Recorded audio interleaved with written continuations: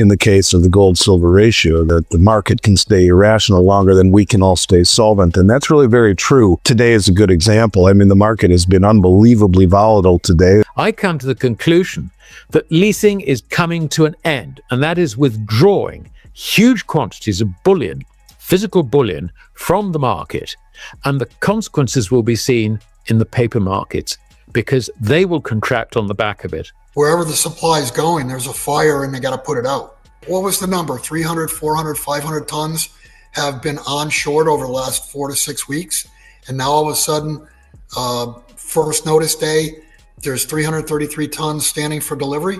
That's your answer. Gold was down $80 at one point, and about an hour ago it was actually up for the day, and now it's down about $27. So, you know, when you talk about this whipsawing, yet only giving back less than 1% on gold isn't the case right now with silver, which is down $2 to right at $32 or just above.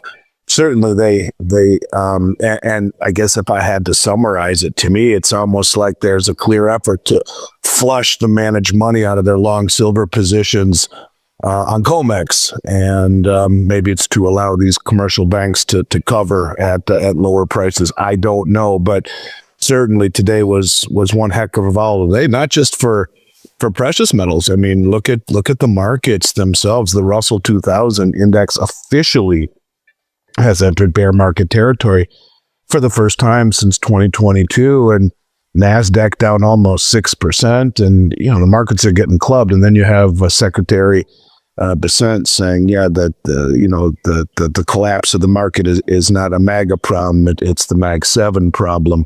And we talked about last week on your show that the MAG 7, when you talk about the hedge funds having their lowest allocation to the MAG 7 in over 2 years, you know, things are certainly starting to get very interesting, as they say, which of course is the Chinese curse. When you live in interesting times, these are not for the faint of heart, for sure. Well, let's not forget about the dollar, which has lost 35% of its purchasing power against gold in less than a year.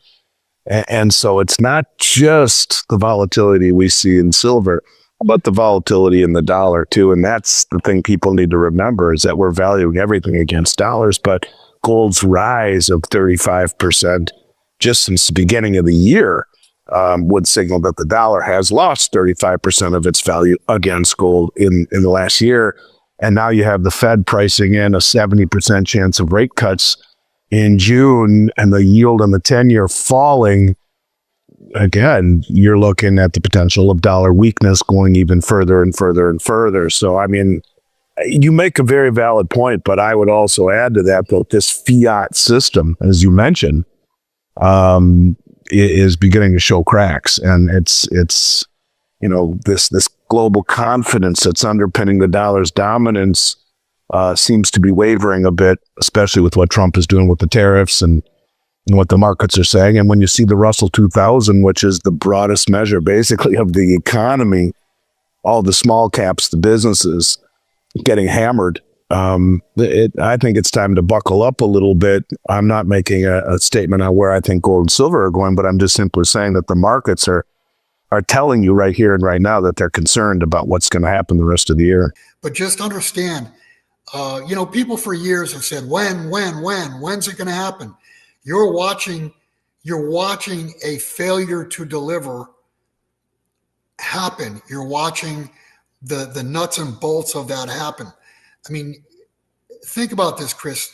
If you go back 10 years ago, I would bet that there were not 300 or 400 tons for the whole year delivered.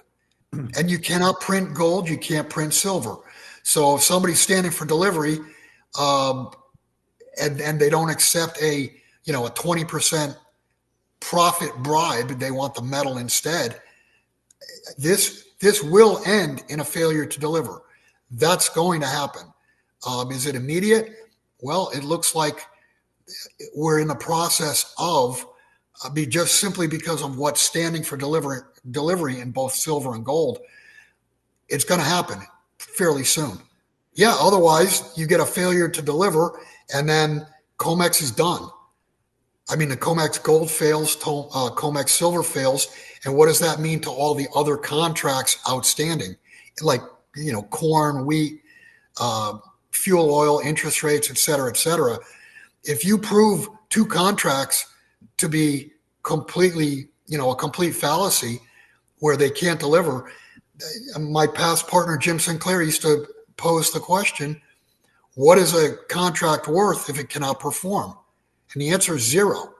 And he posed the possibility of seeing Comex gold at $10 an ounce offered, no buyers, and physical gold bid at $50,000 an ounce and no sellers. The movements in the past going into the back entrance of the Bank of England.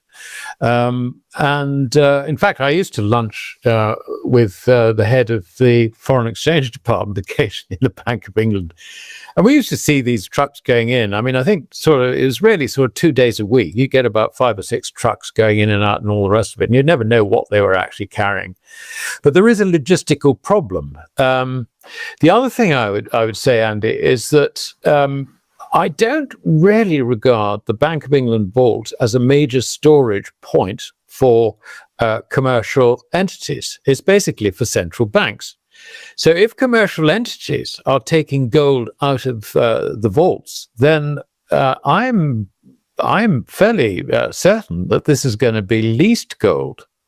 Now, this is important because I think if you look at the leasing operation, leasing, swap, whatever, if you look at that, Frank Venerosa wrote about this back in the late 90s, and also he spoke particularly at, I think it was 2002 in Lima, where he concluded that possibly between 10 and 16,000 tons, and that's between a third and a half of all central bank gold, was out on lease at that time.